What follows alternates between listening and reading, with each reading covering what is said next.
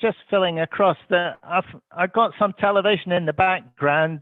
Could I just remind members to mute their mics when they're not actually speaking, please? Thank you. We are live We're on on YouTube now. I just want to, Yeah. Thank you. Just want to remind everyone of that. Can you hear me okay? Yes, I can, yeah. I'd like to welcome you all to a festive policy overview committee.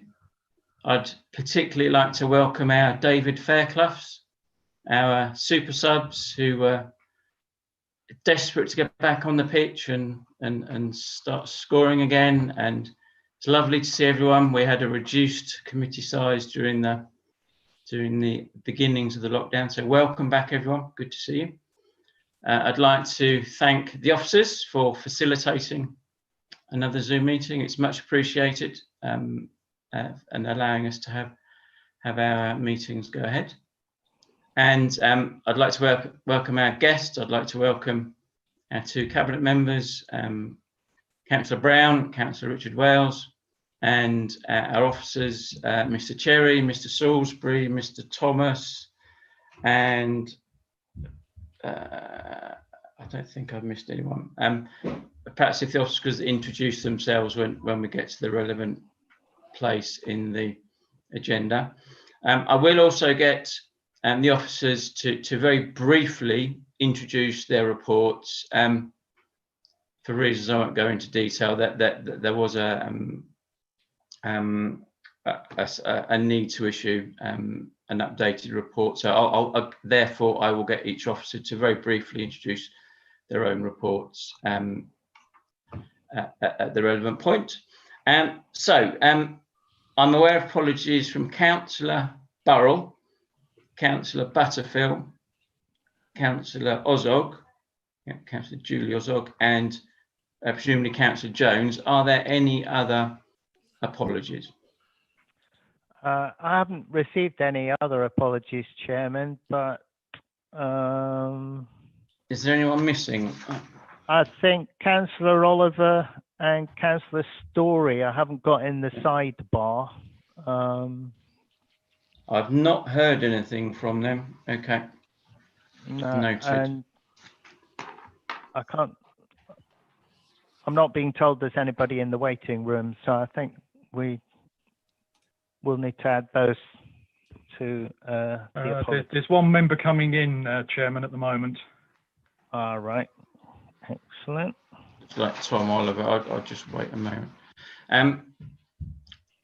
Does anyone have any declaration of interest to make? Okay, thank you. I'd like to propose the minutes of the last meeting. If someone would like to second. Yeah, I'll second those.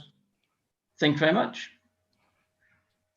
There are no urgent items and there's no references. No. Thank you. And we will note the Regulation 9 notice. Therefore, if we could move on to item 7, which is the environmental enforcement team update. As a little bit of background, we've reviewed litter and fly tipping and recycling roughly a year ago, and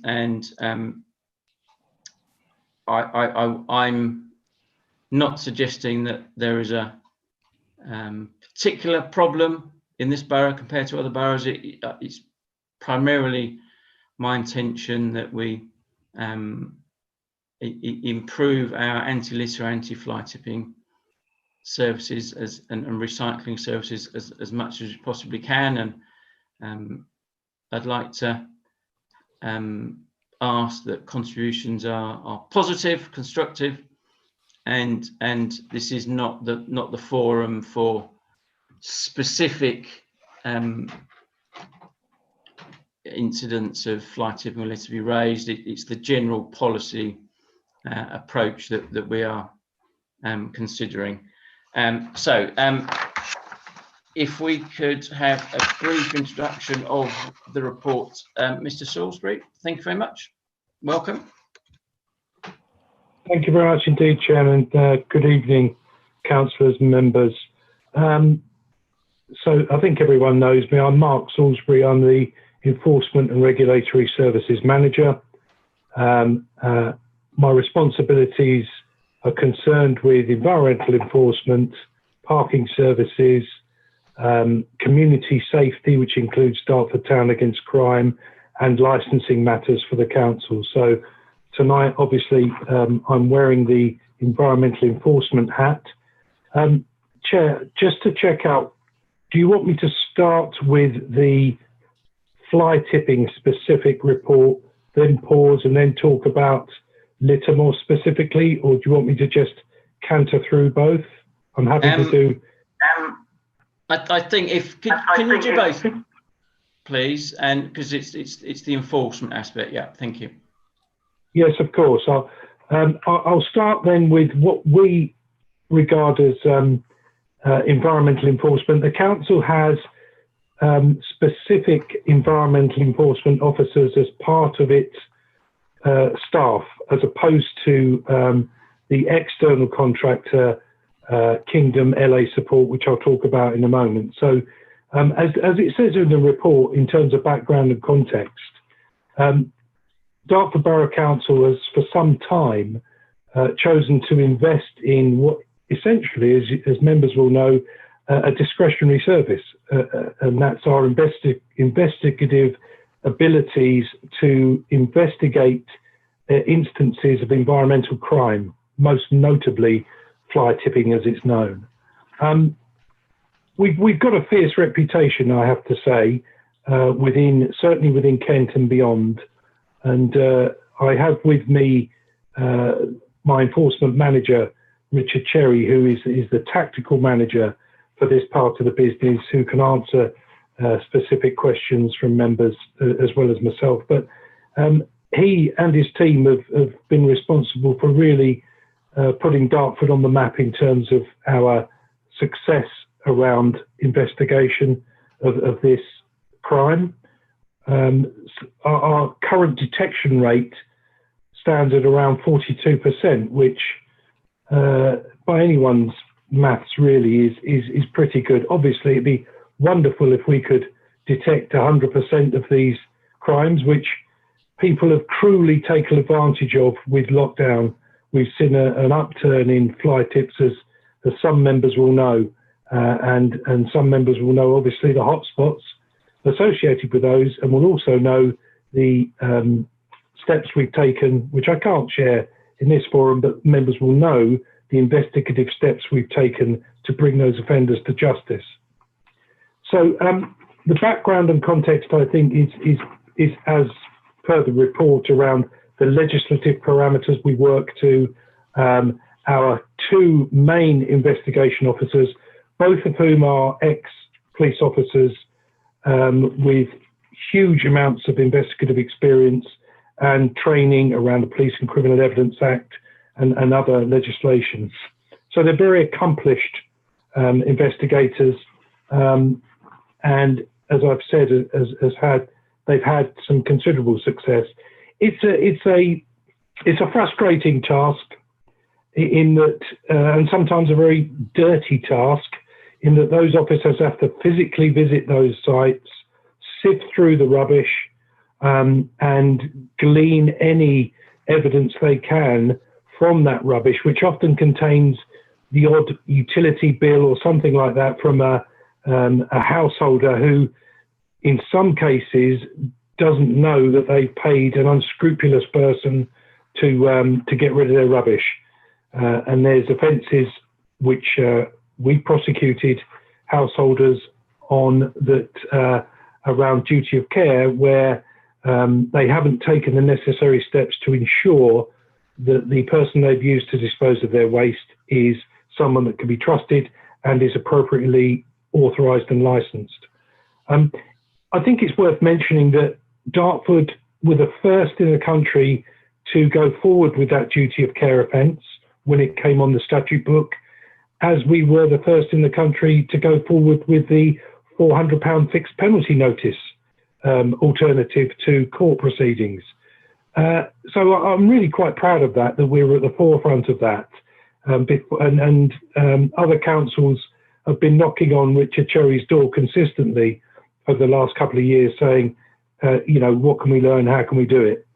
As I've said, it's a very challenging aspect of our work, but I think it's testimony to the way the council operates that we continue to get the support from members to carry on as best we can. Obviously, in an ideal world, I'd like to have a team of 10 people, but the fact that we've got 2 very good investigators supported by other officers within my unit, such as park rangers and other armchair investigators who sift through CCTV footage from lay-bys and things like that, who support those investigators in order to bring these people to justice.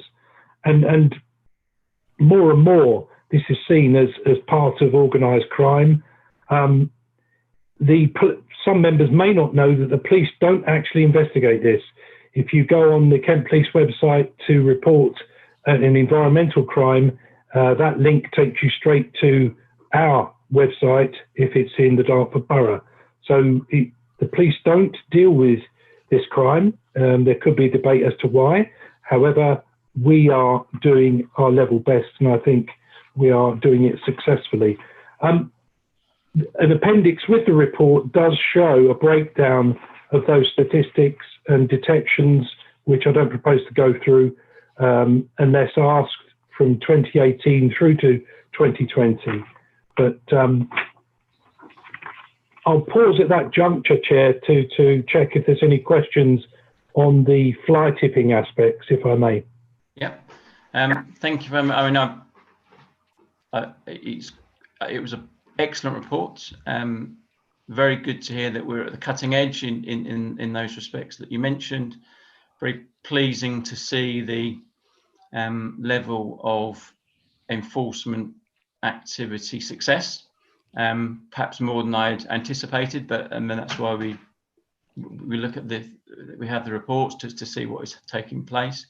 Is there do you have a written down sort of overarching policy or strategy for preventing fly tipping? Is there a physical document? How do you get your direction and oversee your activity, and how do you liaise with the cabinet member for that? Thank you. I think that's a really pertinent point at the moment, Chair. Our terms of reference, if you like, is clearly outlined on our website, but there has never, in my time at Dartford Council, which is over 5 years now, and previously, there's never been a specific enforcement policy. And having liaised with other service managers, because clearly my service isn't the only service that administers enforcement across the piece. There are other enforcement activities take place within housing, environmental health, for instance, as you know. So what Richard Cherry is going to lead on in the new year is a holistic, generic enforcement policy for the council, which will be broken down into different sections of activities such as environmental enforcement and those others mentioned. So that's a work in progress in terms of policy, and I think it'd be prudent to bring that to this committee when that draft is sort of published for scrutiny, because we'd welcome that. But we haven't had, as I say, a specific policy for some time, and so it's timely. Richard is going to coordinate that, and we're going to do some work to pick up all of the council's enforcement activity under one document in hopefully easy to understand headings. I genuinely didn't know that. That wasn't a set up question. Again, that's good to hear. And would you be looking to publicise that? Because I think that we need to, as much as we possibly can, publicise what we're doing to A, reassure the public, and B, to deter fly tippers. Absolutely, Chair. I mean, it is published as such on the website, so it's clearly articulated what our terms of reference are with environmental crime investigation and prosecution, frequently asked questions, all of that kind of stuff, all on the website. But you're absolutely right. It is a much neater proposition, I think, to have a link which can take the reader and the user to a consummate document that collects all of our policy in one place around enforcement. Are we able to name the people that we prosecute successfully? Is there? Can we do that? Well, I would, like the leader, I think I would love to name and shame each and every time. When offenders go through the court system, of course, you know, they're in the public domain. But we've had quite a debate around that, actually.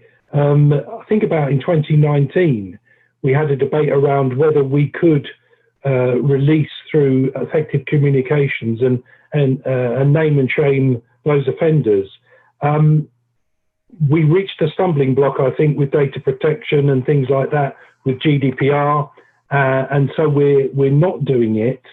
Some councils, I think, across the country, because we did some research, did chance their arm and do that, but I think they've been pulled back. So unless anyone else is wiser than me on that subject at the moment, we're not able to publish, apart from those that are prosecuted through the court system. Councillor Ben Musa, and then Councillor Sandhu. Thank you. Thank you. Thank you. Hi, Mark. Quick question on, I know you said that we can't publish names, etc., but could we not just publish that we have apprehended, we have caught something, this is what we've done, like Gravesend Borough Council's done? I've seen recently that they've been posting pictures of blah, blah, blah, dumped this. They don't say the name, they just say they found it, they've been fined, and then the comments underneath are, well done, Gravesend Borough Council. And I would love to see that for our own officers. Is that not something we could look at? I'm in total support of that, Councillor. And I'm sure Lewis Kernan, who heads up our communications service, will be supportive also. We have data on our website. Richard Cherry is also working on signage at hotspots, where one particular one will be saying very shortly, we've had 25 prosecutions so far, don't be the 26th, etc. Those kind of things we're doing. But I am totally in support of that, and hopefully Lewis Kernan can utilise our communication channels and publicise those successes. I think Councillor Sandhu. Thank you. Thank you very much, Chairman. Yeah, I'd like to give a great big thanks to all the officers. I think it's a fantastic report put together effectively. What it was, I had some constituents, funny enough, just approach me over the weekend, mentioning no areas or anything, but they were saying obviously that we all understand with the lockdown, etc., that fly tipping has gone up considerably, according to these residents anyway. And they were requesting that, would it be prudent to offer, shall we say, the old system of throwing away your waste, your household waste, not necessarily by not making appointments, but still making appointments as we do at the moment at the rubbish tips, etc. But if smaller vehicles, smaller vans were allowed in without any extra charges, because what they're finding is that people were just leaving fridges, freezers, mattresses out on the road.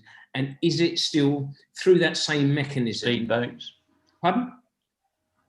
Well, they left a speedboat outside the recycling centre as well in the summer. Yeah. I did notice that a while back. Yeah, and is it is it feasible that we are, through these charges, I noticed through the 30 fly tipping cases, we gained £40,000, but is it breaking even, or is it still that it's costing us more than we're actually generating through these fines? And and they were sort of questioning that point with me. I said, look, I have to find out to exactly let you know how it does work out, whether it is feasible or not, because obviously there's a lot of prosecutions that don't work in our favour and may get away. And then also, as the chairman and some of the other councillors have mentioned, that naming and shaming, if we can't name and shame the individuals, can we name and shame the companies, the so-called bogus companies or proper companies that are actually fly tipping, so that could be a process, and we actually maybe just have one particular delegated page on one of our Facebooks or Instagrams or whatever, Twitter, saying that these are the fly tippers and these are the ones that have been caught, because I think that could be absolutely amazing publicity for us as well. Thank you. Yeah, thank you, Councillor. As I said, I am very, very open and willing and positive about naming and shaming as many offenders as possible. I know the police service tried to use this tactic as well, but again, they got pushed back by legislation, human rights and things like that. I'm very willing to do it in terms of supplying information, but the publication of that, of course, is not going to be my decision. And Mrs. Green may have something to say about that. I think there was a question within there, Avatar, around waste at tips. I don't know if Dave Thomas might be able to help on that. Dave, was that something you picked up? Yeah, I can answer that one if that's okay. The tips obviously are run by Kent County Council rather than us, and this issue has come up quite a few times, long before lockdown and COVID issues. And KCC run their tips very strictly. They are paranoid about only getting domestic waste into their tips, no trade waste. And they continue to feel that anybody who has a small van or larger will be taken in trade waste rather than domestic waste. And they absolutely will not budge on that. So I'm afraid I think there's no chance of that changing from KCC's perspective. You also, Councillor, asked about the costs. I can answer that as well. Jumping ahead slightly, in my report later on, I say that we spend roughly 1 million per year on street cleansing. Of that 1 million, about 150,000 per year is spent on clearing illegal dumping. So the money from fines, etc., nowhere near covers the costs. And as the chair said, we get things dumped in all shapes and sizes, whether it's boats, fridges, mattresses, etc. But of course, and I think the numbers increased initially during lockdown because the tips were not open; they were closed because of social distancing, etc. Dumping, unfortunately, is not a new thing. In all the years I've been here, it's existed to greater or lesser extents.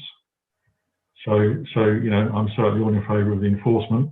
And as Mark said, it'd be lovely to have about 10 officers to do more of it. Thank you. Councillor Green, then Councillor Garden, then Councillor Nicklin, then Councillor Ben Musa, and then Mrs. Green. Thank you. Councillor Green.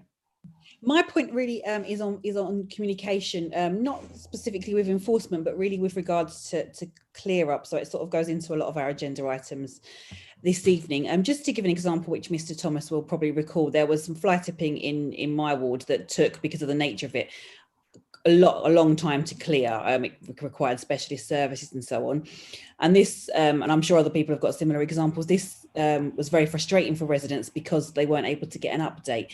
Can we use the Cleaner Dartford Twitter page and other feeds just to give updates in those sort of circumstances, and just say the council are aware of fly tipping in X place, This is being pursued, this is being investigated, and it will be cleared by such and such a date. There is a delay. Because that sort of information, I think, is really useful for people, because when fly tipping is there for a long time, people do feel they've been ignored and neglected, and often that isn't the case. It is a case of waiting for specialist equipment, and so on and so forth. And the other point I would just like to go into is, my belief is a lot of the fly tipping we see, certainly in Stone, is people in white vans that have probably been paid handsomely for taking away rubbish from someone, in the belief that they're disposing of it responsibly, and that it's going to go to the waste disposal place, and then it's dumped in, typically in my ward, in big recycling bins in communal areas.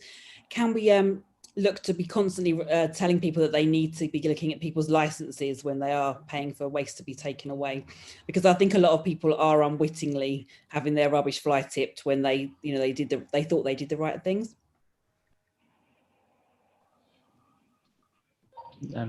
Noted. I can answer the last point, Chair. As I mentioned earlier, the duty of care offence is again articulated pretty clearly on the website, so that before people instruct a rogue waste disposal professional, they should be checking those documents. So we've done our best with that, I think, in terms of warning and informing folk to do so. And in some cases, you know, where we've had success around investigations, there has been discretion applied, particularly where you get someone who's vulnerable, who has unwittingly taken clothing to a charity bin. It's been full and they've left it there because they thought that's what they should do. Then people have been given cautions and warnings, and our officers have disposed of waste themselves at some of these points. So we're not draconian in the way that we prosecute and detect. Clearly, the fines and the court appearances, where they're justified, are pursued rigorously. But there is a number, as you've probably seen on the appendix, of cautions and discretion where we do advise people who have, as you said, Councillor, who have unwittingly, in good heart, been unwise and have learnt a harsh lesson. My point, I appreciate that. My point was really more about using Twitter and other things more effectively, that just to keep hammering home all these messages, really, and just to make sure people are well informed of what's going on. Thank you. Councillor Garden. Thank you. Thank you, Chair. In the annex, Mark, we have got the number of cases investigated, and then the numbers related to tickets and such like. That's the actual work you have been able to do.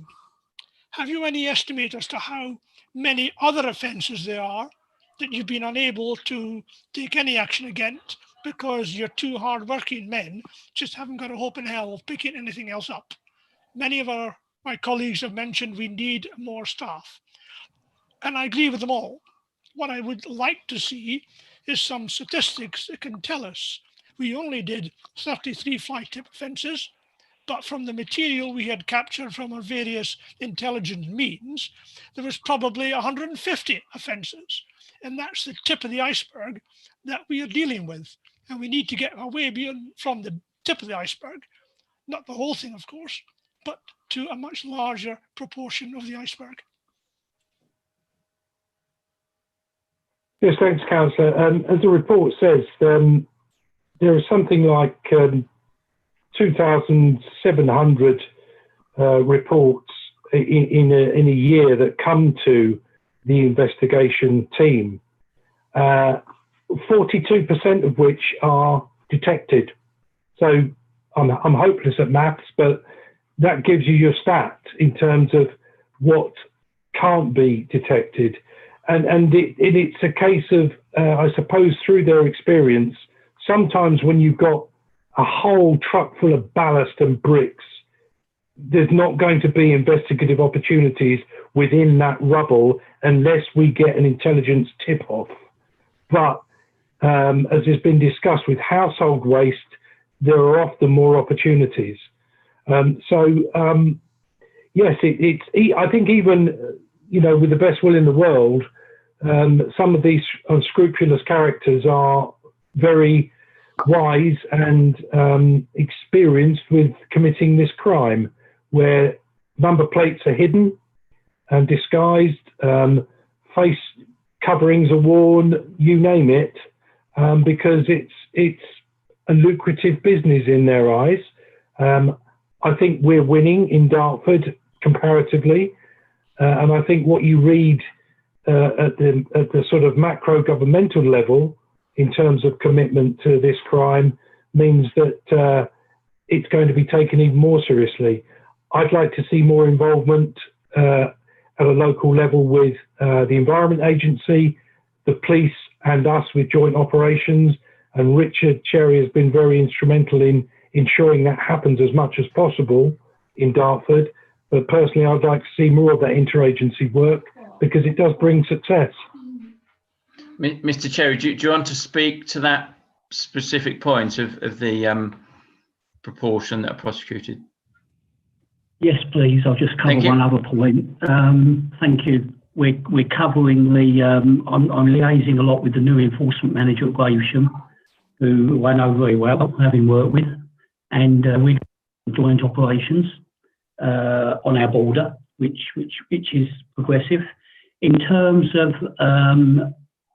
non-investigations, as to say, every single investigation that is sent to my team, we look at. Every single investigation, not fly tip, investigation, actually is logged by my team. Anything, and I think you'd understand that, as Mark covered, the rubble, the something that's got nothing in it whatsoever, that will be NFA'd reasonably quickly and passed to waste. We always look for the investigation opportunity. Anything that's got an opportunity to investigate and may have an address or something else, we will follow up the lead. But with the size of the team and volume of the work, we log everything, but the way we work is where it's worth investigating, we will do so. And I think most people agree, it's a no-hoper from the start and of no value to spend council funds on investigating something that's got no end result, then we make that decision fairly quick. We're all sort of quite experienced in doing that. So everything, and I would say really, anything that comes to us for Councillor Garden, anything that comes to us, we actually log as best we can. So the NFA side would probably include those where there were no reasonable lines of inquiry and those that actually we had no hope whatsoever, no matter what we did. I know, I'm happy you do a lot of investigation. It's just one thing I don't think we do in this council is more proactive investigation. Other councils do actually spend, I think, more time because they've got more resources. I recognise that completely. Yeah, do actually do more forensic investigation on the piles that you find in everything, every one of our recycling areas on a Monday morning.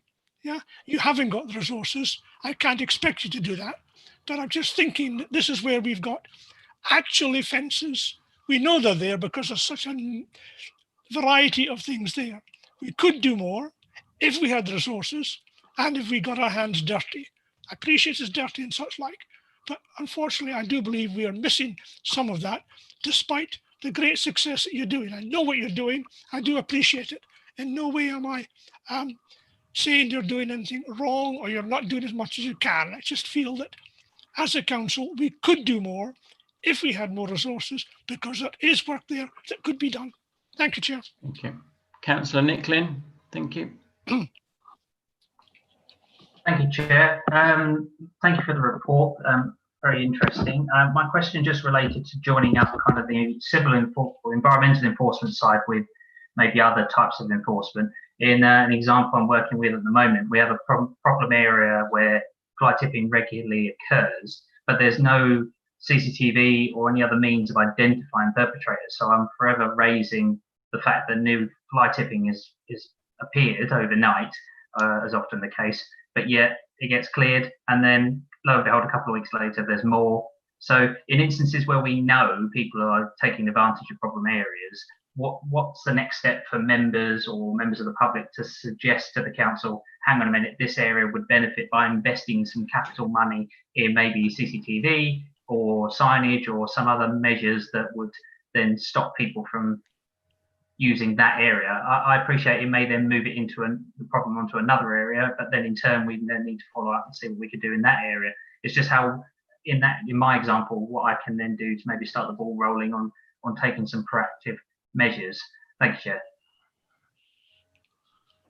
Thank you, Councillor. Well, first of all, I would always encourage you to contact myself or probably more ideally Richard Cherry, with issues within your ward, because if we don't know about it, particularly repeat offences, then we can't sort of build an intelligence picture. What I can say, obviously slightly guardedly, given the public exposure of this meeting, is that we do use CCTV. We use covert CCTV, and sometimes people don't know we're using that. And we use extensive signage. So it's worth, please check out with Richard and the team where you're concerned about, what your constituents are saying to you, and highlight those hotspot areas, and we can inform you appropriately what measures are currently being taken. I would also just take issue with Councillor Gardner's point about other councils. I'd like to hear about those, because certainly in Kent, I can say with some confidence, we are the most successful council around investigation and detections in Kent. If there are others beyond Kent that have got some secrets or bucket loads of resources, of course, then I'll be interested to hear any new ideas. Thank you. Councillor Ben Musa, then Mrs Green, and then Councillor Richard Wells. Thank you. Thank you. Going back to the publicising the fly tipping offences, is it within this committee's power to recommend to the cabinet member, who is conveniently here, hi Richard, that we take it to cabinet that we recommend a social media campaign to publicise our fly tipping success rates? And on the success rates, can we look at, let's say, January 2020? I just want some clarity on the figures there. So I don't know who's best to ask. Would it be you, Richard Cherry, or you, Mark? You say there was 95 fly tipping offences investigated in January 2020, but there was only 22 positive outcomes. That's 73 that wasn't. Is that because you didn't have enough evidence? They didn't reach court? Where did those 73 go? What happened to them? Mr. Chair, can I ask Mrs Green to answer the first part of that question, Councillor, and Richard will be able to answer the second, if that's okay, Sherry. Yes, if Richard would like to go first, because I think the chairman was going to bring me in subsequently anyway. Yeah, thank you, Chair. The answer to that, actually, not actually accurate, but are accurate, and that's a weird response to give you. We are always working 3 to 5 months in arrears. So sometimes you would find on a report that my detected far outweighs the reported, because in an ideal world, I'd love to deal with an offender or alleged offender in about 1 or 2 days or 2 weeks. The process that we have to go through is quite elongated, and we have to sort of do numerous checks, etc., which since GDPR have become even more extended, as to say. So therefore, any case could take us up to 5-6 months to investigate. So therefore, the figures would never be accurate on the month, but would be accurate over a period of time. The next part of that is generally you would find, and I'm glad you said January. January is just after our Christmas period, when there would be a lot of the dumping when the tip is closed, for example, and people would dump near in the lanes near the various refuse disposal centres. So therefore, the lesser level fly tip would increase, the rubbish fly tip, which we called if there's some element of investigation. So therefore, I generally find, not always, that January could have increased, but also we would have had officers away for the Christmas period, so it's recording as well. So in terms of figures, our figures are accurate, but not live for that moment in time. But I can only on what we do with each month. Thank you. I'd like to be able to see if what was recorded in January, when further along the line it was actually, you know, it came to the end and we got a prosecution or we didn't. And I understand that's hard for you to supply, but it would be something I'd be interested in. And I'm going to be cheeky. I'm going to throw in one more for Richard Wells as you're coming next. Seeing as you're here, can't let you off the hook. Do you feel that we have enough enforcement officers on the team to be able to be effective? I'd be grateful if this could all go through the chair, please. I'd like to go to Sherry Green next, and then I'll go to Councillor Wells. But I'd rather sum up at the end rather than have a debate. Thank you, Mrs. Green. Thank you. Thank you, Chairman.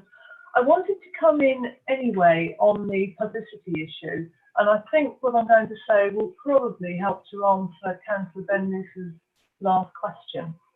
So one of the drivers for the comprehensive enforcement policy, which Mr. Salisbury has already mentioned, is that we have in place a policy that will enable us to withstand challenges to publication of individuals' details.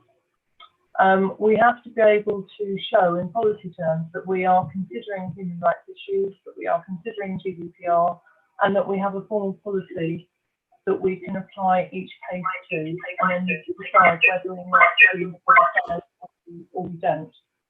So that's the reason, and that applies to publication in any way, whether that's printed media on our website or by social media.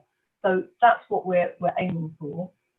I'd also like to just add a word of caution to the debate around increasing resources. I think we have to be careful and not come to the view that the more enforcement officers we have, the better the results and the less fly tipping. The vast majority of fly tips are not investigable. They simply have no material in them which would enable an investigation to be undertaken. So we have to be careful and not think that we can simply have half a dozen enforcement officers and that would enable us to investigate every single fly tip, because we still wouldn't, because there would be nothing in them that could be investigated. It is a discretionary service. At the moment, it does not cover its costs in terms of fines. There's no reason to believe that additional officers would enable us to achieve cost recovery either. So it is something that we are incredibly diligent about at Dartford. We are, well, for a long while, we were quite unique in Kent. We were the only district council that had any kind of enforcement capability whatsoever. So I think we just need to be a little bit circumspect in not thinking that a huge enforcement team would solve all of our fly tip problems, because I'm afraid it wouldn't. Thank you, Chairman. Thank you, Mrs. Green. Councillor Wells, you wanted to speak. Thank you. I do. Thank you very much, Chair, and thank you for inviting me to the meeting. It's good to have a chance to look at this important part of our council business. I think, as the report shows, then we've always had an issue of fly tipping in Kent as a whole. Sadly, I rather suspect that will continue to be the case, but I believe we have an excellent team of officers in Dartford who successfully use the powers at our disposal to deal with the issue as best we can, and that's the important point. It's using the powers we have. So the performance section of the report, as well as the appendix, I think are very telling. We have the best detection rate in Kent, as Mark says, and in terms of people, in terms of people identified and action taken against them. And as you can see, we are prepared to use the court system where appropriate.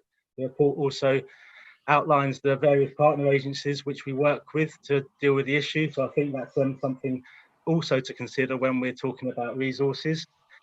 And the fact that we're being instrumental in this partnership working, I think that's something which we should consider. In the period covered in the appendix, which has been referred to, you can see we've been issuing several fines each month. And under normal circumstances, when the courts are operating, we take people to court one or two times a month. So I think it's clear that if people choose to commit these offences in Dartford, there are consequences, and they're more likely in Dartford than in other areas to get caught and to face those consequences. And when it comes to publicity, I, of course, do also take the view that if we can name and shame, and if we can actually say what's actually the actions that we are taking and actually show what's happening to these offenders, then the better. But of course, that comes with the privacy and GDPR issues and so forth.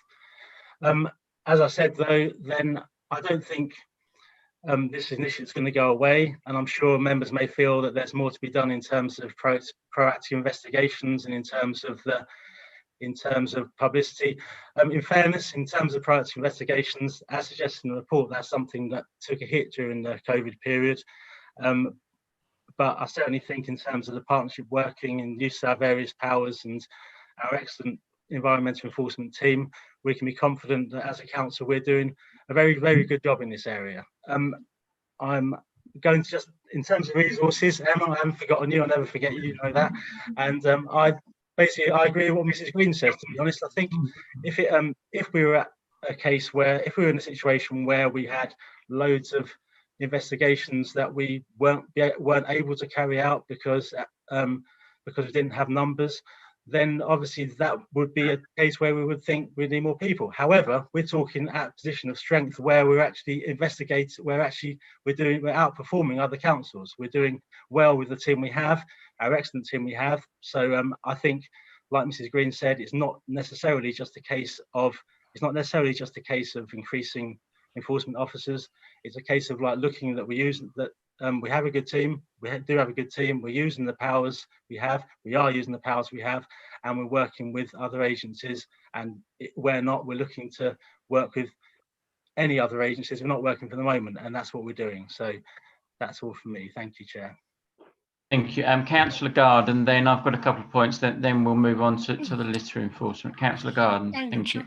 Yeah, as Mr. Cherry has so clearly told us, he has a lot of loopholes to go through, a time-consuming task to get hold of that perpetrator of the crime and then take it to prosecution.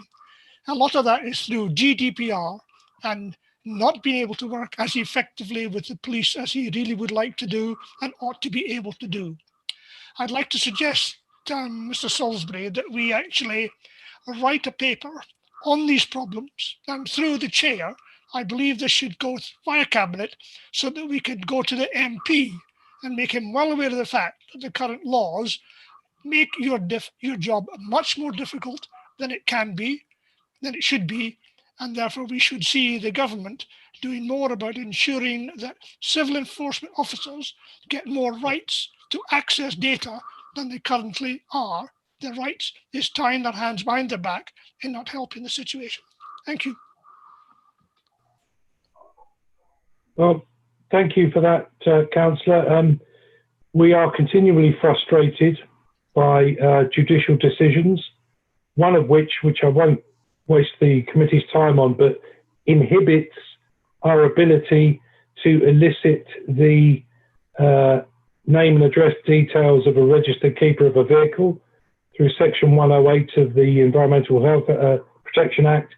That was a judicial decision which huge amounts of councils around the country are challenging. So we're faced with enormous bureaucratic challenges. Yeah, thank you for your point. And if directed to do so, I'll be happy to do any report required. Thank you. Mr. Thomas, in fact, I'd like to ask every councillor on the call, it is impossible for me to report fly tipping through the council's website. Every time I do it, and I've tried dozens and dozens of times, I get a message which says, Google reCAPTCHA has detected an issue, reset your browsers, and I've done all that and it doesn't work. Does any other councillor have an issue with reporting fly tipping through the website? And it looks like it's just me. Okay, that's fine. I had told Mr. Thomas that previously. Can we design this? I would much rather we design this problem out than enforce it. Could we not close all the recycling sites in Hawley and New Barn and Jordan's Wood? Could we not just sort of bollard them off, and would that not solve the problem, because every resident can recycle stuff from the comfort of their own wheelie bin? Is that possible? Can I answer that, Chair? Thank you, Mr. Thomas. Yeah. The recycling sites that we have are all voluntary. We don't have to have them.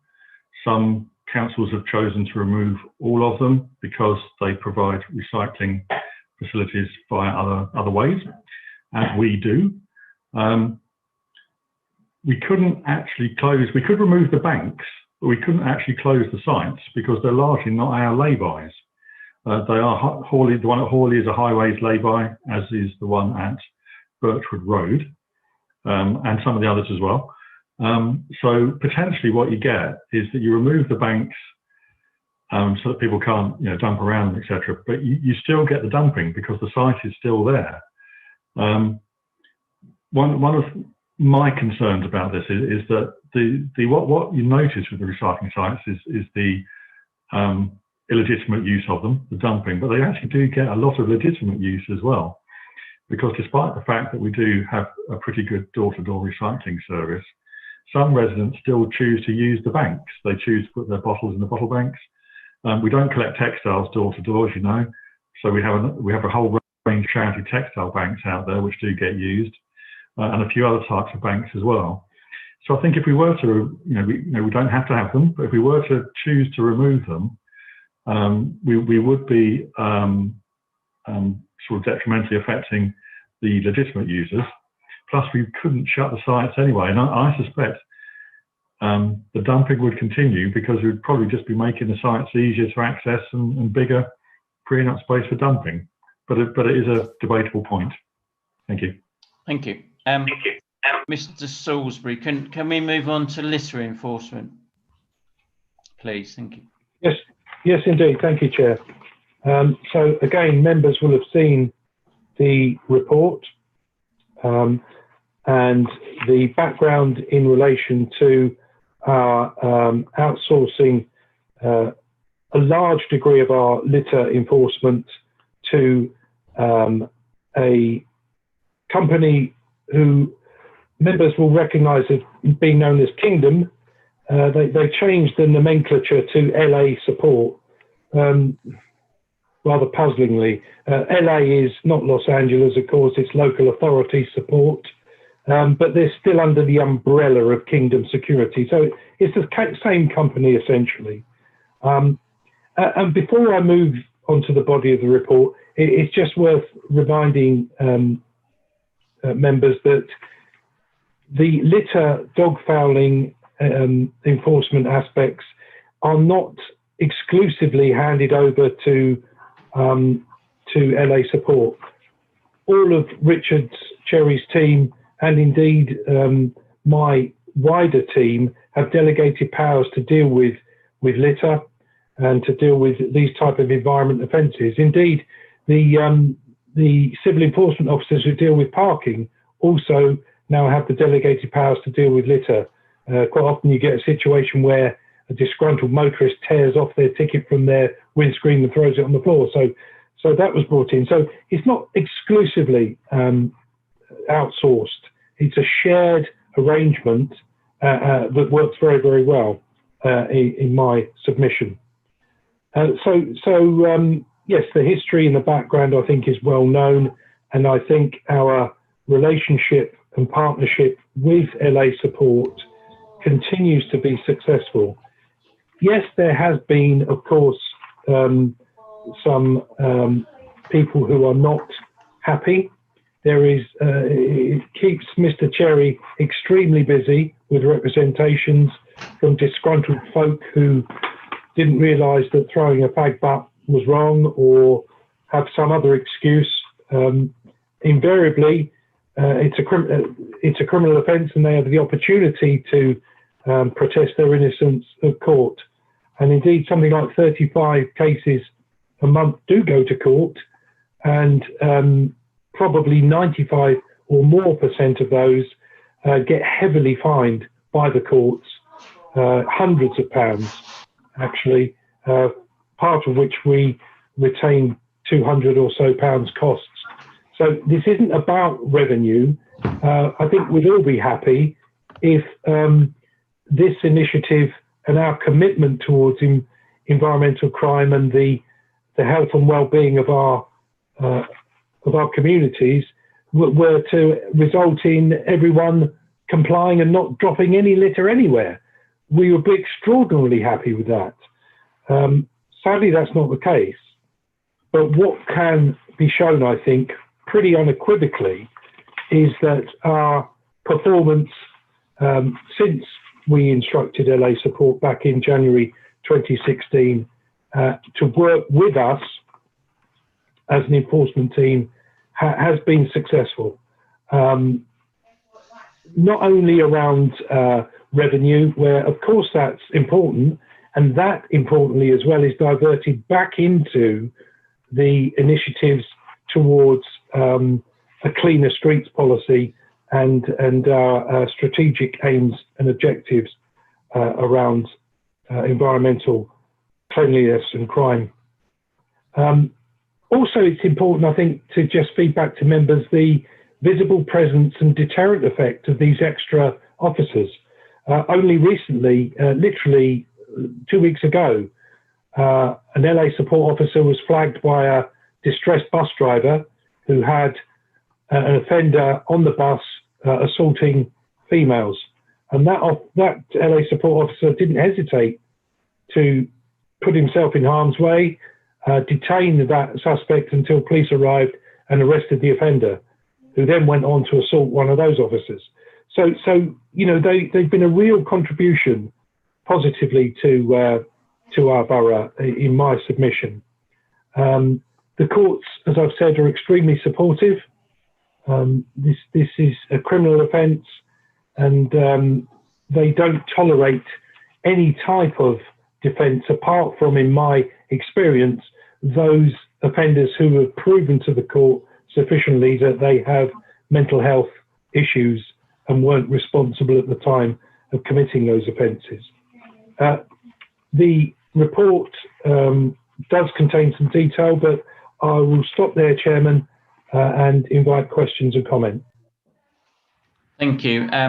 I'll go first, and then Councillor Ben Musa, and then Councillor Green. If there is, in a residential area, if there is a problem, a chronic, persistent problem with public drinking, which results perhaps in a small park or on a section of a residential road that's got a blind frontage, which results in hundreds of beer cans, hundreds and hundreds of beer cans being left, and dozens and dozens of vodka bottles being left. Is that something that's a slightly different scenario, isn't it, to someone dropping litter in the town centre? Would it be possible for action to be taken where there is a persistent public drinking problem which results in persistent large volumes of litter? Is that a scenario that you recognise and which could be enforced? I mean, I don't quite know how you do it, but thank you. Well, the short answer to that is yes, but of course that brings in a whole range of interventions in a joined up way with my service. for instance, an area persistently troubled with drinkers and things like this would go through probably my community safety team in terms of an antisocial behaviour scenario. Linked with that would then be a menu of prosecution options and in some cases assistance for those persons who may be dependent on drink or even homeless. So a whole suite of interventions, I think, for something such as that. Specifically, litter really is dealt with as it happens. We can prosecute if we've got evidence, and indeed we've done that, where, for instance, we've had footage of a member of the public sent in with someone dropping cans out of their vehicle while it was moving. We were able to investigate that as a littering offence from a vehicle and subsequently prosecute later on. But some, so if and Richard Cherry, who might want to respond, quite often tasks and coordinates the LA support team out of town areas to hotspot areas within wards and parishes where there's been persistent littering offending. But the type of example you gave, Chairman, I think that would take a more holistic approach, part of which would be a litter enforcement response. Thank you. Councillor Ben Musa, thank you. Thank you.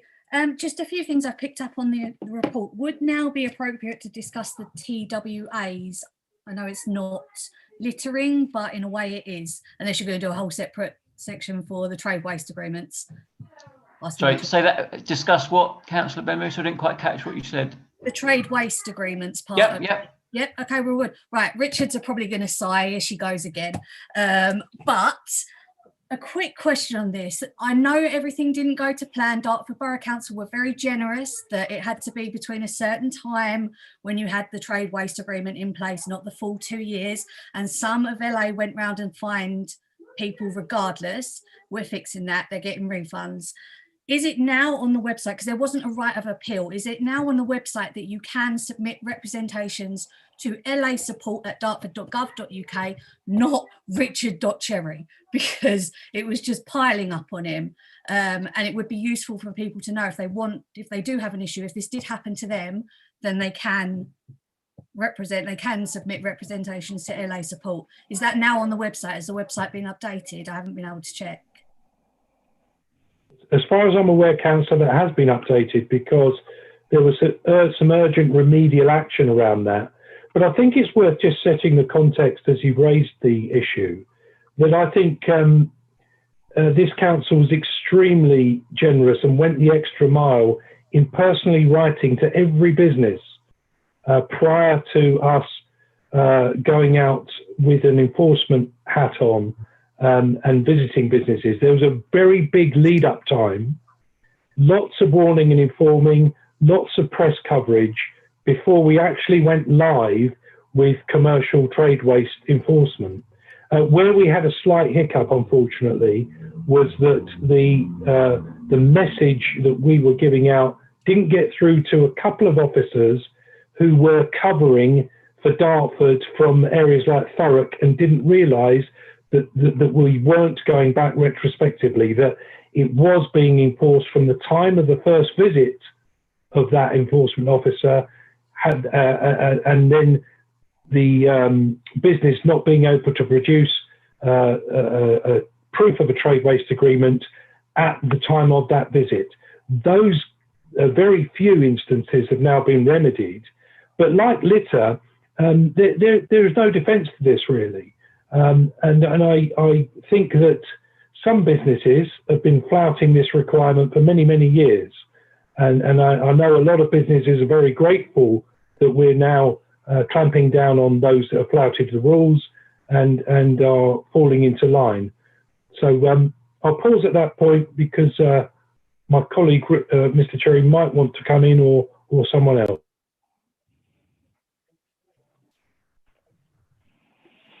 Yeah, Mr. Chairman, just a few words on that. Yeah, thank you.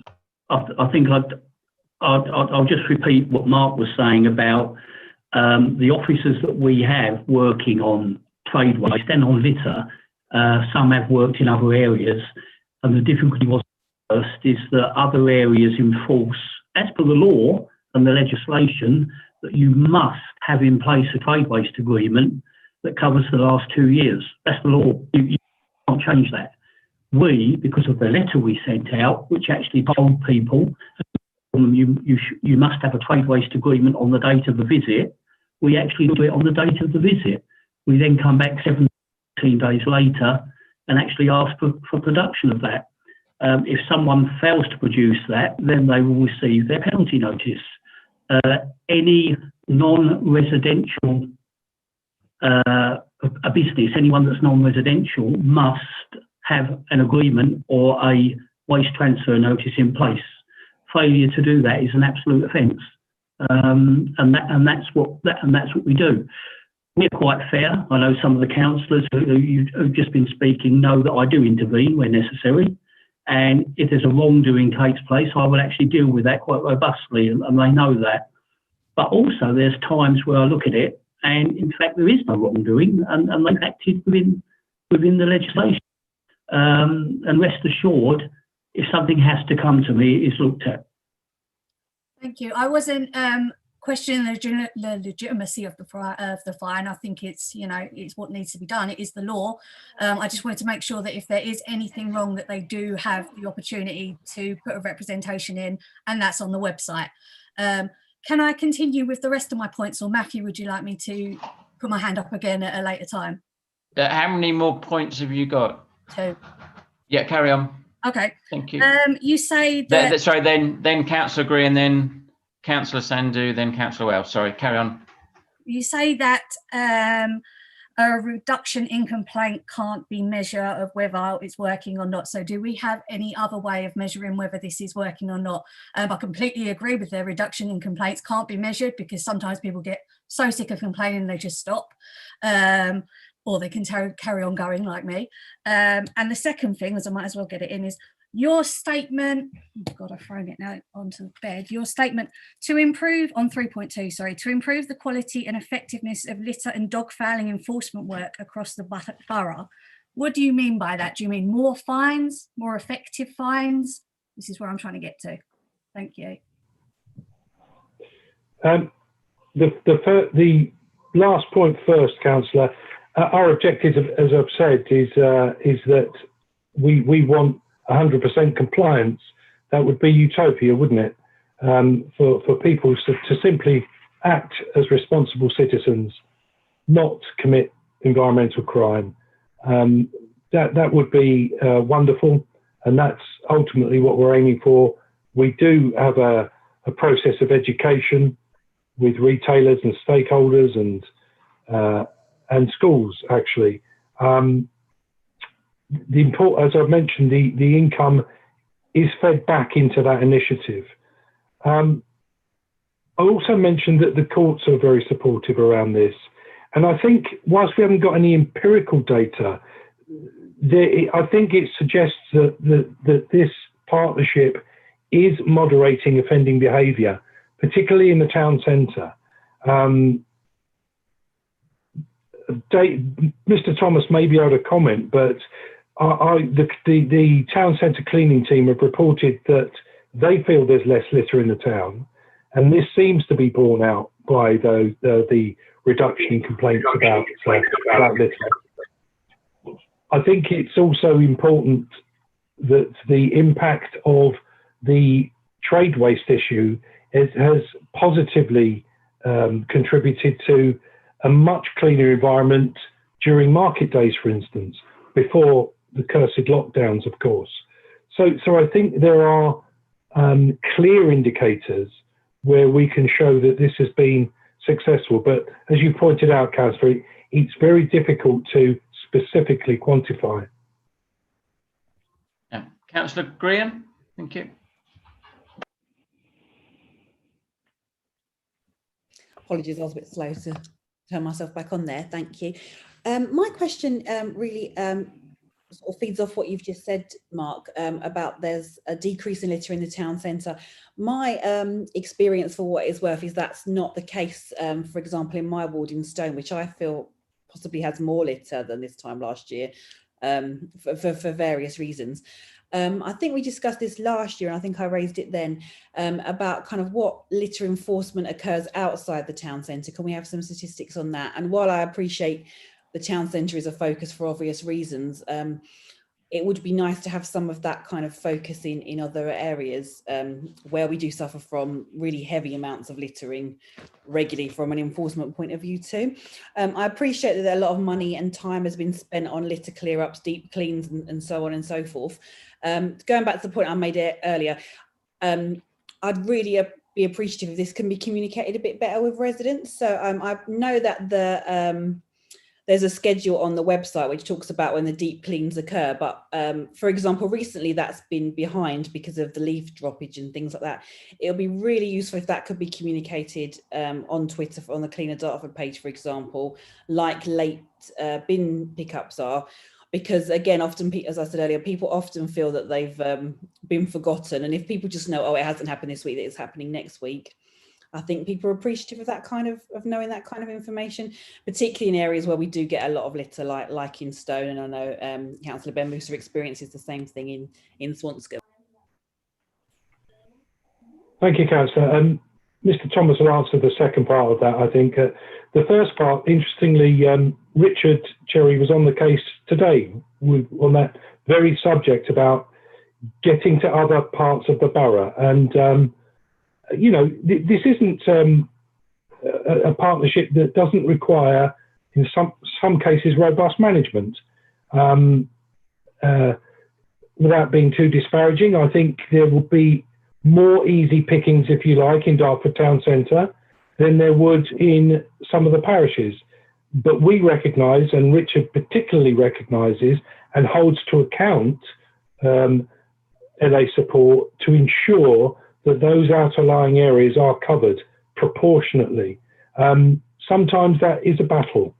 So while statistically we're doing well, you know, rather than those officers achieving results in the town centre, which we could predict they would, Richard is weekly tasking them to go to hotspot areas in other parts of the borough. Sometimes that's more challenging for them because those offences aren't readily observable. What you do see is the repository of litter that's been previously dumped, but catching offenders is challenging, but not impossible. So, you know, please keep informing us of it, because without that information and intelligence, Richard can't then task them with that to support it. And we're glad to feed back to you any successes we have as a result of your interventions. Dave, do you want to come in for the second part?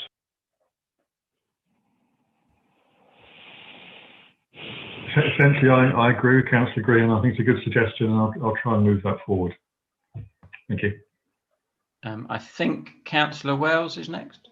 Thank you very much, Jay. I just wanted to support what Richard and Mark said regarding the trade waste agreements. It is an important issue, and it's a long-standing law, and it's something which it is important to enforce.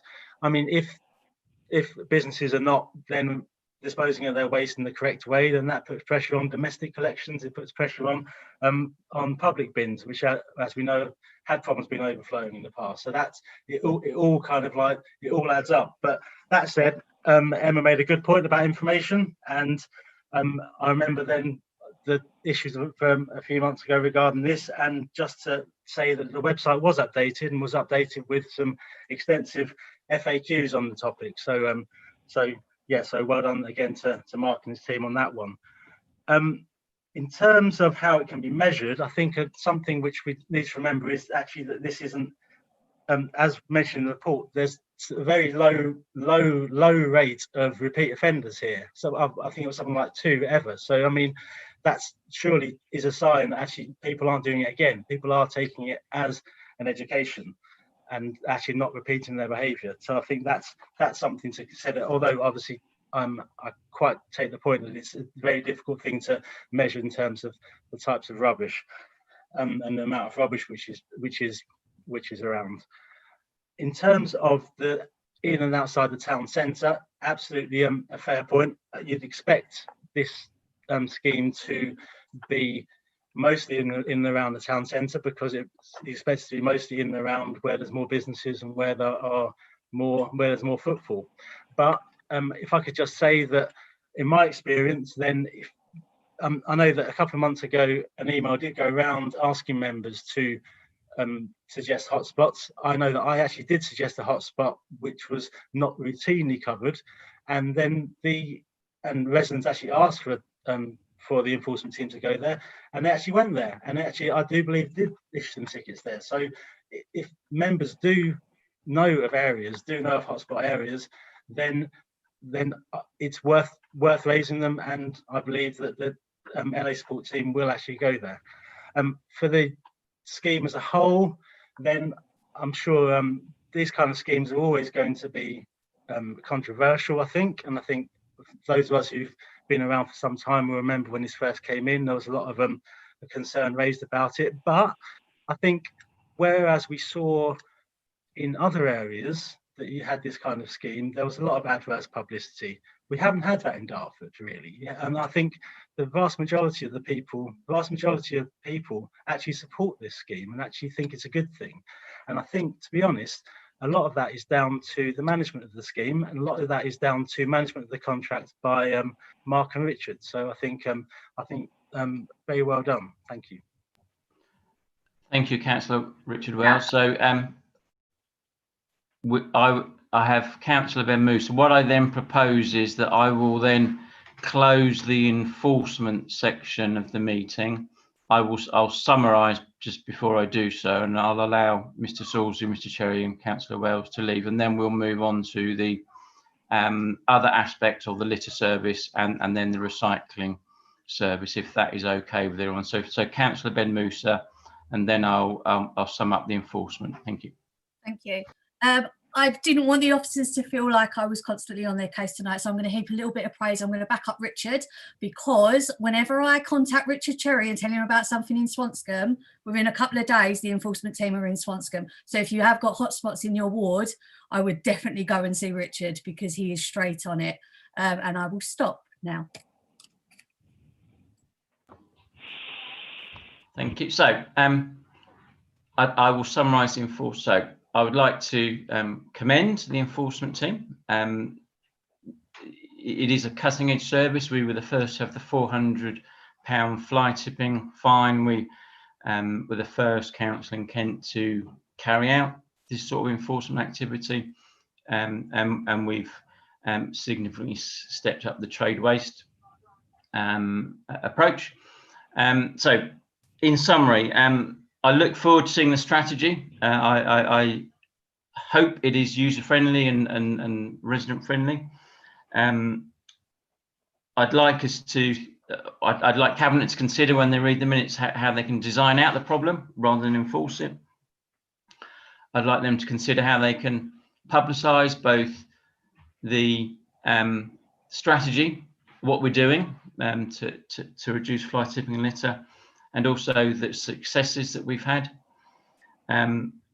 I'd like the Cabinet to consider that the population of the borough is significantly increasing. The council tax base is massively higher. So I'd like to think that that there is some resource for if we double in size, we'll need more than 1.6 enforcement officers. And finally, with regard, I think it's the litter hotspot is. I mean, I've spent so much time in lockdown picking litter that there's literally nothing else to do. But I've started to think through the root cause, and I urge all councillors now. I can recognise international beer brands at 100 yards now, and I've identified local businesses that have CCTV, and I think I will start now. Reporting to the officers the hotspots where it is endemic and trying to address the root cause. Finally, thank Mr. Salisbury, Mr. Cherry, Councillor Richard Wells. I appreciate this is the highlight of your evening, but you're very welcome now to move on to other things, and the committee will move on to the litter service. Thank you. Chairman, May I just have a closing remark? Of course. I just wanted to go on record and thank members who are here tonight and other members for continued support. And Councillor Ben Moosen, no offence has ever been taken, not from you or from any other councillor. This is a partnership arrangement, and we're here to service your constituents through you, and we're determined to do that diligently. But interesting, I think, as a final comment, LA Support senior management have said to us that whilst we're one of the most successful partnerships in the country, we are the most challenging to them in terms of the way we hold them to account and scrutinise them. I take that as a real positive, that we're a pain in the neck in that sense. So thank you very much indeed, Chairman and members. Thank you. Thank you. Okay. So if we could move on to agenda item 8, Mr. Thomas, is your report as per the papers that were circulated the correct one, or has there been a different version? I'm not quite sure. And so we're now talking about the non-enforcement aspect of litter. If it is as per the papers that circulate, I'll suggest we take it as read. Chairman. It is as circulated, Chair. Chairman. Yeah, go ahead, Mr. Hook. Can I just clarify for the minutes that what we've just considered is item 7 and the report for item 7, and then the second report from item 8. Relating to litter enforcement, yes, correct. Is that okay? That's correct. Well, only my vast experience as a committee clerk enabled me to follow that sequence of events, if I may say so. I'm not sure that the public followed that. And apart from anything else, you should ask members present to note those 2 reports formally for the minutes, please. Apologies, Mr. Hook. So the first thing we want to do is note agenda item 7, the enforcement team update report. That's the first thing that members need to note or say they're happy with or agree. Noted, Chairman.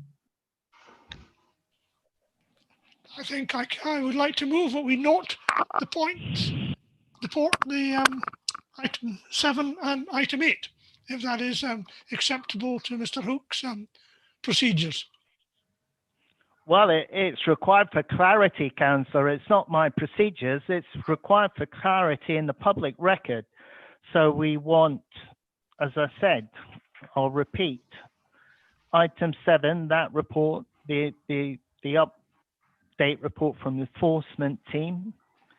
I will note that in the minutes that members are in agreement with it. And then it's the second report from item 8, the addendum. Yeah. Again, I propose to note that. Thank you very much.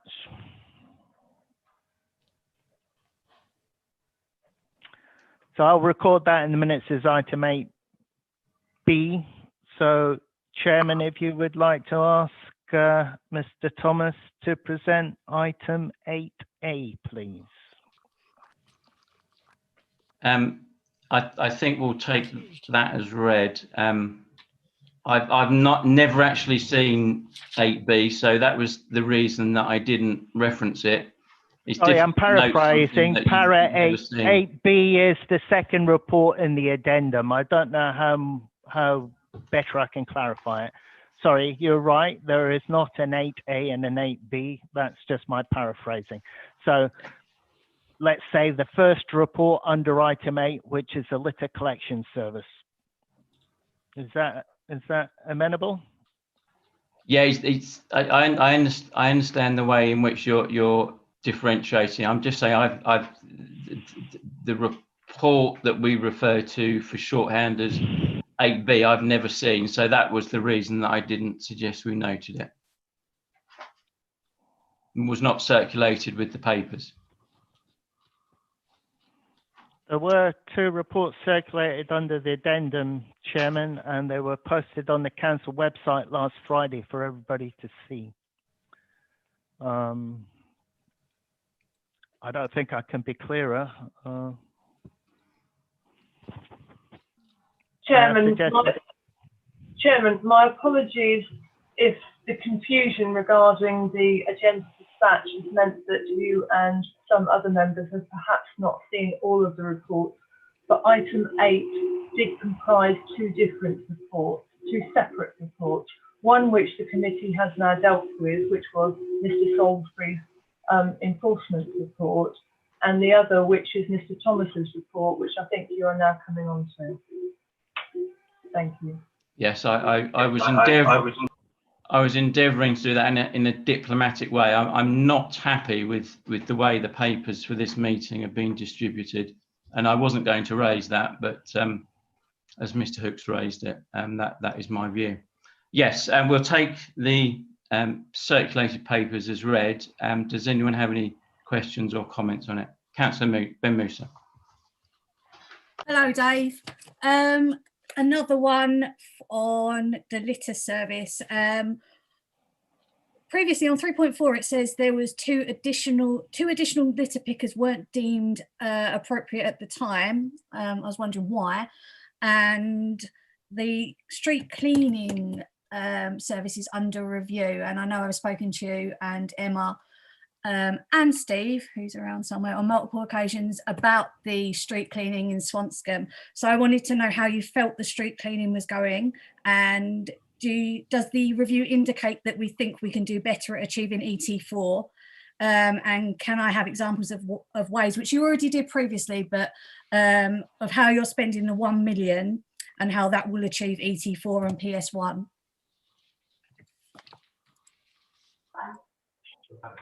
Thank you, Councillor. To answer those in reverse order, the money that we spend on street cleansing is spent on a variety of things that we need to do to try and keep the borough as clean as we can. The largest chunk of that is routine street sweeping. So most roads in the borough are cleaned 4 weekly, some 2 weekly, some more often than that. And that is where you'll see the Abasa operative in their bright orange uniform, either going around by themselves, litter picking, or with a broom, or with a mechanical sweeper, cleaning the streets. In addition to that, they have 2 teams who empty litter and dog bins. They have another team which we call a hit squad that deals with all the small dumping issues, such as mattresses and white goods and so on. And then they have a couple of other floating teams that really move between the others according to what the need is that day or that week in terms of what street cleansing activities need to be carried out. Our street cleansing contract with Abasa is deliberately flexible because street cleaning is not a rigid fixed thing. It needs flexibility to deal with the issues as they arise. And it also asks for a certain amount of initiative on behalf of our contractor. So what we don't want to do is for Abasa to spend time cleaning roads that don't need cleaning. And similarly, we don't want them to spend time, or not enough time, cleaning roads that do need cleaning. So flexibility, I think is the key, as well as a positive attitude to the work, because to be honest, it's not the best work a lot of the time in all the weathers, etc. Some of it can be pretty grotty indeed. With regards to Swanscombe, I think generally Swanscombe unfortunately is one of our worst areas in terms of cleanliness. There are a number of issues for it, one of which is simply that Swanscombe has very heavy car parking in many of the roads, such as Milton Road, Milton Street. And I think parked cars are actually one of the big things that actually make street cleaning difficult, actually, because the mechanical sweepers can't do any good in those roads. Litter gets trapped under cars, the cars then move and the litter and the leaves, etc., come out from under the cars. What I'm going back a step, when Abasta came to us, the emphasis was on our waste collection contract. Got that all up and running, handed over from Amy, got over all the difficulties of that. And we had this new system, as many of you know, called Whitespace, which is a contract management system. It's very, very good, very thorough. Street cleansing is not yet on Whitespace, but they're running a separate system for all the scheduling, etc. We are getting it on Whitespace. And in the process of doing that, we are reviewing what we're doing, just trying to be more efficient. I mean, I have to be realistic. It would be lovely to have a lot more money to throw at street cleansing, but I've got to do the best I can with the resource that I have in all its aspects of money, people, vehicles, etc. So we are reviewing what we do. And I think also one of the big reasons for doing this, of course, is the borough has changed a lot, and the borough will change a lot. It is continuing to develop. We are getting more people, obviously, more vehicles. And what happens is that where litter appears varies, and that certain routes become more popular. Say they become walking routes to a school that wasn't there previously, you start getting more litter on those sort of routes. And also some routes that used to be popular cease to be used. So things change, and I think it is right to try and keep up with that. Scrum, as you asked, Councillor, we have the routine teams that move around, but we also have sweepers with barrows who are based in certain areas, such as the town centre, Station Road, Longfield, and High Street, Swanscombe. We are looking at expanding those outwards as well, so that it's not just the mechanical sweepers. But I think to a large extent with street cleansing, what you need to do, the most effective way of doing it is actually people with litter picking sticks, with brooms, with shovels, that sort of thing, because a person is the most flexible resource in being able to tackle the various jobs and getting those jobs done. Hopefully that answered your question. Oh, thank you, Dave. I just wanted to say that thank you for giving me that. But what I found frustrating is that we need to get it right first time. I found it quite annoying that DVC officers had to come out onto Swanscombe multiple times in 1 week to ask them to then come back again and do it again, and then come back again and do it again. I think 3 days in a row we had the contract supervisor in Swanscombe because it wasn't done properly the first time, and that brings the public's confidence down. And I know that you and Steve are working on it now to try and get it right. But yeah, I wanted to thank you for that, and well, hopefully we won't have that too much in the future. Absolutely. Thank you. Mr. Thomas, my view is we should try and prevent and design out litter. Do you have a view? Do you ever engage with planning when new housing is built? Do you require a certain number of litter bins to be provided as part of the planning? And something else I've noticed whilst picking litter is the type of verge can have a dramatic impact on whether there's litter or not. What I would describe as low shrub is like a magnet for litter, and it just seems people regard low shrubs, I'm talking sort of 18-inch high shrubs, which might look good, but they just are actually jam-packed with litter. So whereas a tree or would probably deter litter. Do you engage with planning in those sorts of terms to try and design this thing out? Thank you. Yes, Chair, absolutely.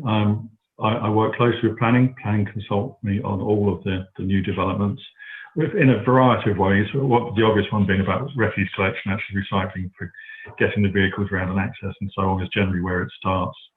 Of course, many of the new estates are remaining private estates in some ways, and things like the grounds maintenance are not coming over to the council in ways that they used to. And there's no fixed formula for doing it, but we do ask for litter dog bins and various other measures to enhance street cleansing. Castle Hill would be a good example where the management company has provided its own litter and dog bins and will continue to do so. So we spoke last time about the number of litter and dog bins that we have, which we have added to over the past year and will continue to add to it. But there are many more out there being provided by management companies and those the private companies that do that these days. So some of the other issues, I think also from my point of view, it's not just about the litter, it's about all the other stuff on the highway as well, because you get the mud and the gravel and the silt and the twigs and the leaves and things. And certain types of highway are actually quite difficult to clean. And generally they've been designed out and aren't used anymore. Some of the old traffic islands, splitter islands, have got these very funny, where every other brick goes up and down into a sort of a grid pattern which just create traps for litter and miscellaneous stuff. They're not used anymore. So there is, within various design guides, the streets are easier to clean than they used to be.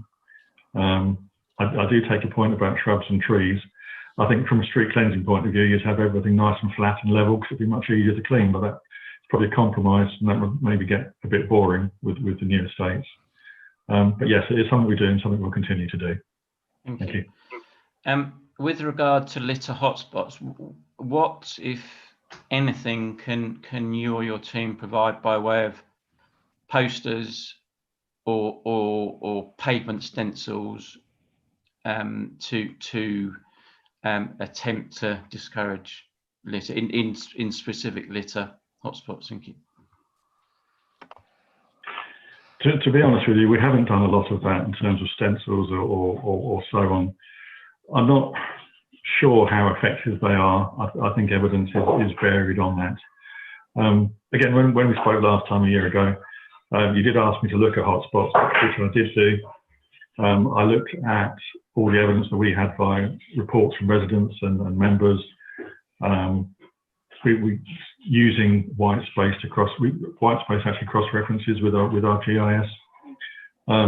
So we did actually come up with definitive hotspots. We have increased the cleansing of those hotspots, so we are as a team more aware of them, where the issues are, and we do more cleaning as a consequence. If you by way of example, that London Road junction with Cotton Lane is one of our hotspots. For some reason, it gets a lot of litter there. I suppose it gets a lot of traffic there, it gets a lot of people going by, and so on. So my personal feeling is that what these areas need actually is simply more cleaning, and that's what we're trying to do. Thank you. Thank you. Councillor Ben Musa, then I've not seen anyone else indicate, so I'll then close this agenda item. Thank you. Thank you. I did previously ask for signage, but then I was having to think about it the other day. If you're putting dropping litter, the fine is £75 on it, and you're putting dog fouling is £50 on it, you're making it look like dog fouling is better than dropping litter, when in fact it's absolutely disgusting. So if we are putting signage up, I don't know whether it is a good idea to put the level of the fine on it, because it kind of, I mean, although it's, you know, it's great, it's informative, it's also making people feel like, well, you know, not picking up my dog poo isn't as bad as dropping a cigarette butt. You see what I mean? Noted. I propose we note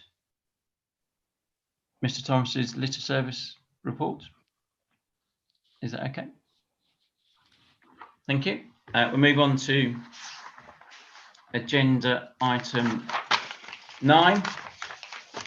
And Chairman, I think Councillor Brown would like to say something. Yeah, Councillor Brown. Sorry, it was just it's okay. Before you close that item, can I just sort of reinforce what Dave means by a degree of flexibility? We try and concentrate on the areas that need to be concentrated on. So if please report in the areas that are causing a real problem in your ward.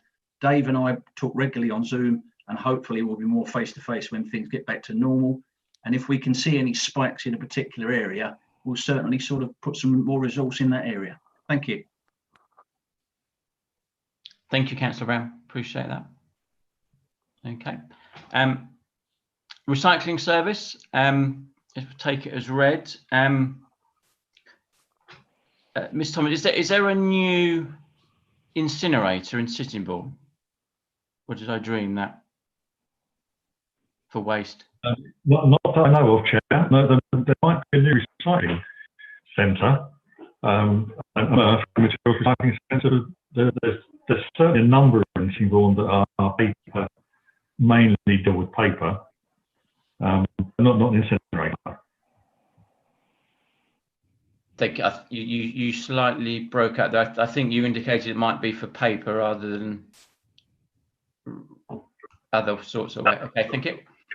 Am I correct in deducing that the percentage of recycling is about 27% based on the figures you quoted in your report? Is that roughly correct currently? For this council, it is probably more like 25%, but you're not far off, Councillor. Okay. Councillor Ben Musa. I was going to ask for the recycling rate, so thank you. 25% brings us as the worst in Kent. So is it the council's objective to increase our recycling rate, and if so, how and by when? That might be for Councillor Brown rather than Mr. Thomas. Yes, I don't know who would prefer to answer that. Thank you. Yeah, absolutely fine. Thanks very much. Obviously, this has been muted to me before, and we've got to remember we've been through a couple of big bin votes where we've designed a service around what our residents have wanted. They seem to, they've always asked us for weekly collections and fortnightly recycling. So we've designed our service around that. The complaint level from residents isn't about lack of recycling. It's not something that hits my desk very often. So obviously, yes, there are certain things people can do to recycle more, and we can try and adapt our service as residents demand it, really. Thanks. So I'll come to Councillor Ben Musa, then Councillor Green, and then Councillor Garden. But first, if I could ask about the garden waste recycling, which appears to have been extremely successful. I'm sure I read somewhere that there was 8,000 extra, which is absolutely excellent, and I was extremely pleased. So that which adds up to about £250,000 a year of income. I guess you have to buy the extra brown bins in the first place, but if you could just confirm those figures, and can I ask where does that waste go? Does that go to Viridor in Crayford, or is there a different? Could you just explain that the chain of where the garden waste goes? Thank you, Mr. Thomas. Certainly, Chair. We now have just under 8,000 garden waste customers in total. Prior to lockdown, we had just under 6,000. So that's about a third increase, which is excellent. So the tonnage of garden waste we collect and the income for running the service has increased proportionally as well. All of the garden waste that Urbasa collects for us actually goes to a composting site in Swanley, run by a company called Tamar Organics, and it's what's called an open window composting site. It's where it's simply laid out in lines on the ground, and it's turned regularly, and it's eventually, in about 8 to 10 weeks, becomes compost, which is then actually goes to a variety of uses. It works very well, and haven't been many benefits from COVID and lockdown, but definitely benefits to our garden waste service. Thank you. My back garden is immaculate. Councillor Ben Musa, did you want to come back on Councillor Brown's specific point, or was it a separate point? And then I'll go to Councillor Green. Thank you. Councillor Brown, the same point. I wanted to know if it was the council's policy to improve recycling rates, because the government's own waste hierarchy, recycling is third on its list. So I wanted to know if we were actively looking at improving our recycling rates. Is that policy? I think we're aiming to improve recycling service. I think we're aiming to improve that residents are happy with our recycling service, but that's for a slightly different point. Councillor Brown. Yeah, can you just repeat the question, because I sort of had the same idea as Matthew. Just 1 second. Can you say it again? Sorry. I wasn't asking if they were happy. Of course, I want them to be happy. I was asking if it is our policy to improve recycling rates, because the government's own hierarchy on waste, recycling is third on the list. And at some point in the future, you will have to meet a target that the government set. So while we actively, is our policy actively saying that we need to increase our recycling rate?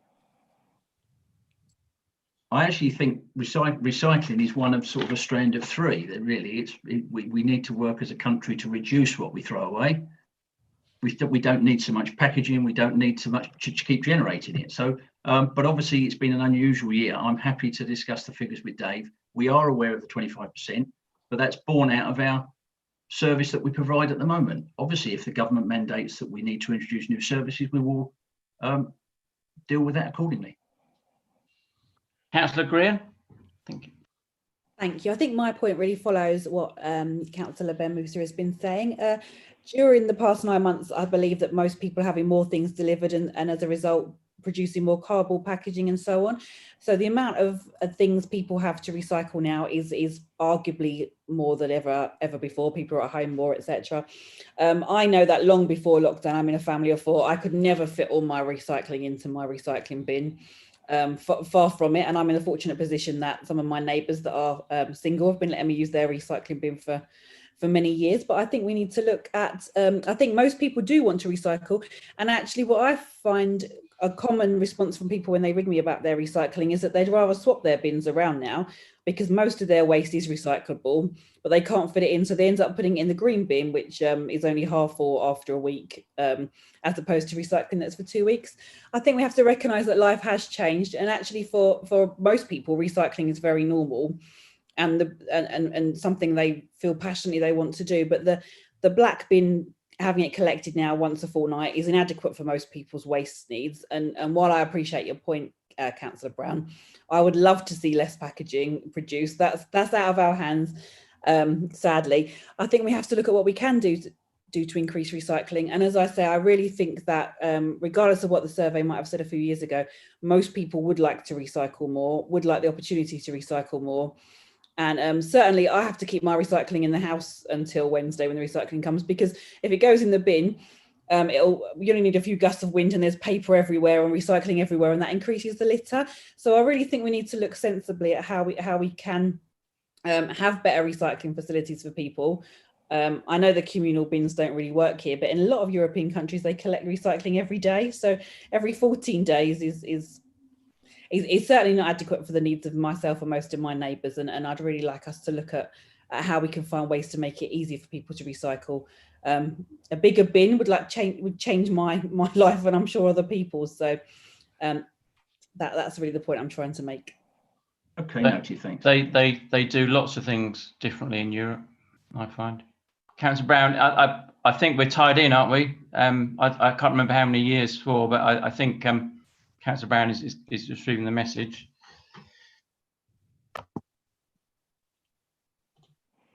Sorry, I believe the contract was a 5-year contract from last year. Dave can correct me if I'm wrong, but yeah. Councillor Ben Musa. I just wanted to back up what Kelly said. It's quite disappointing that there's nowhere in the policy stating that we will improve our recycling rates or try to improve our recycling rates. I think that's something we need to look at, because I did some research earlier. We are 328 out of 345 on authorities with low recycling rates, 25.9%. Is that right, Dave? That's really low, and I would like to see the council take action to raise that, to have that somewhere in the policy that we will try to actively improve that. I think we're far higher in the rankings in terms of satisfaction with our service, and I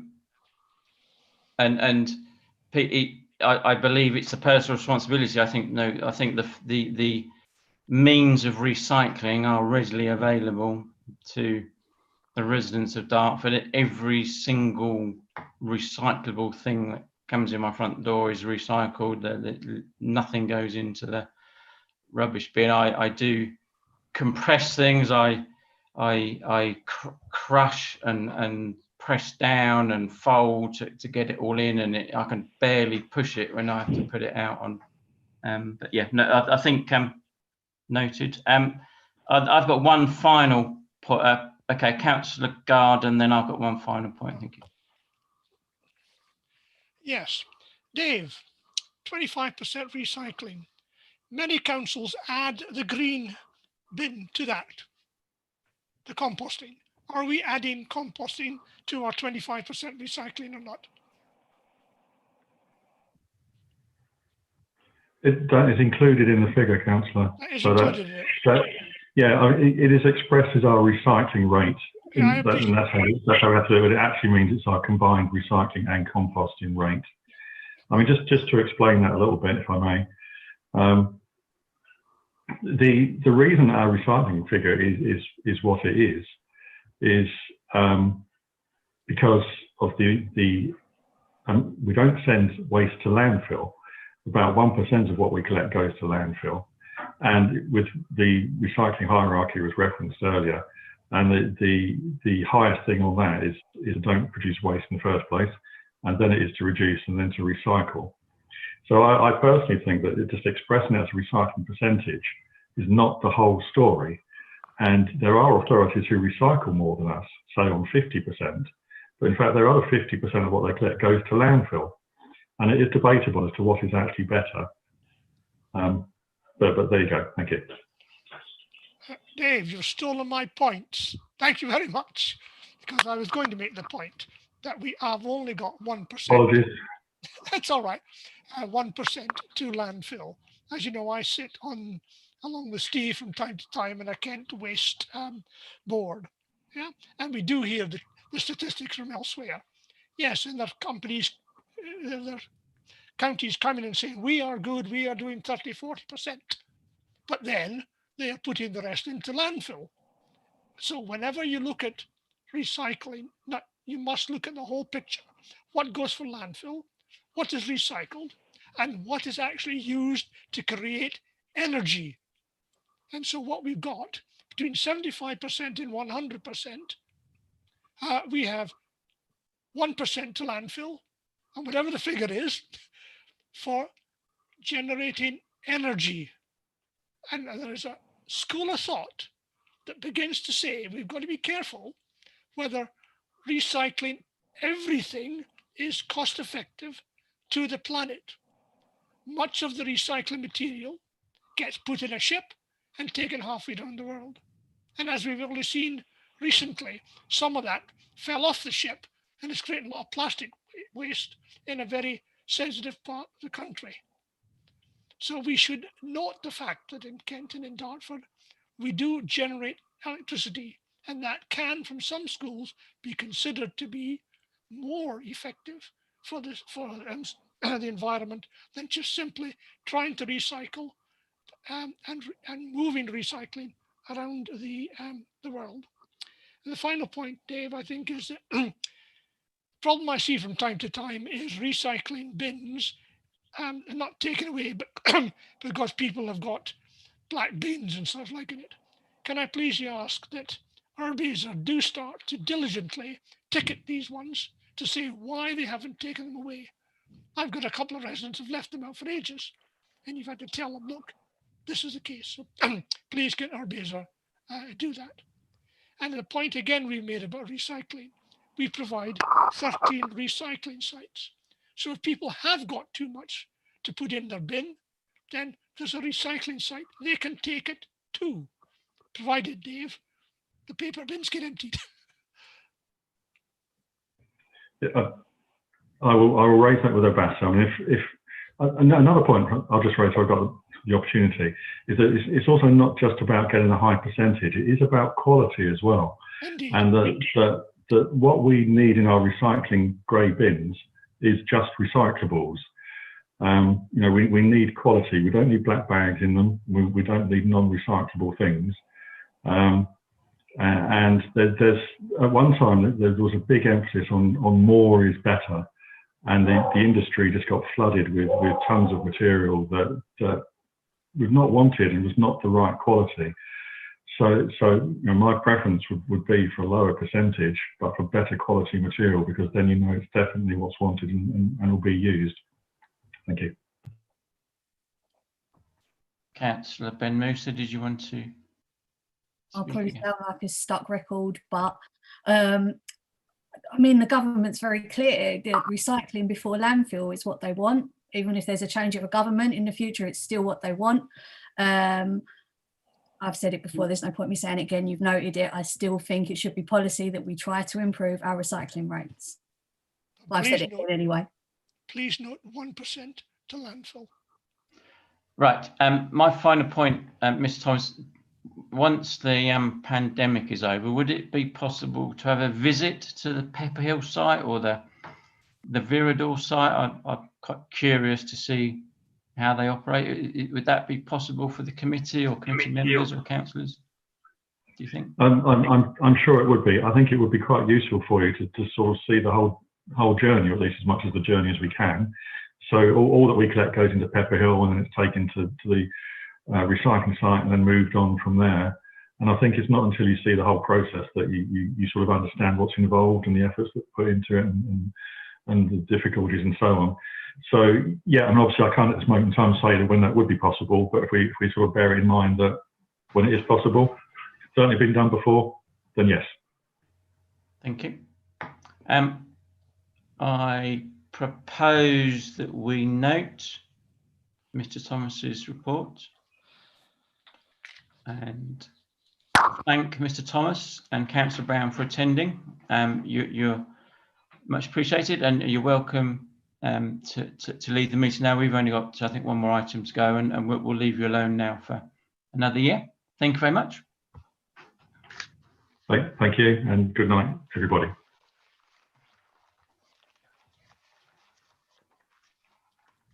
Item 10 is the rolling work programme, and there is one, if you attended GAC last night, you're aware of it, and I'd like to suggest that in March we add the food action plan to the work agenda. Now, I cannot for the life of me remember whether I'm supposed to say food security or food justice, which way around it is, but it's the food action plan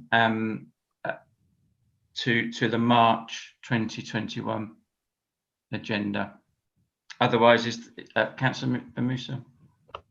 Sorry, me again. A question on the corporate plan. I know it's due to expire, and I understand that it might be delayed because of COVID. Will this come before the POC as well? I'm sorry, it's my first policy overview committee, so I'm just making sure I'm getting things right. Really sorry, I'm sorry, I didn't realise that. Mrs. Green, not Councillor Green, Mrs. Green, are you able to assist with the corporate plan? Thank you. The corporate plan is currently in draft with officers. It will then be discussed with leading members. And then, to be perfectly honest, I'm not sure whether it will come to policy overview committee or straight to cabinet, but it will certainly come before members get. Thank you. Otherwise, we note the work plan. In that case, I'd like to bring the meeting to a close. I'd like to thank you all for taking the time to attend. I believe that litter and recycling, fly tipping are of great interest to our residents, which is why we discuss those policies. So thank you very much. Enjoy the rest of the evening. You can take your coat off now, Rosanna. Thank you very much, Chair. Merry Christmas to everyone. Indeed, when it gets here. Thank you. Thank you, Chair. Thanks, everyone. Thank you. Bye.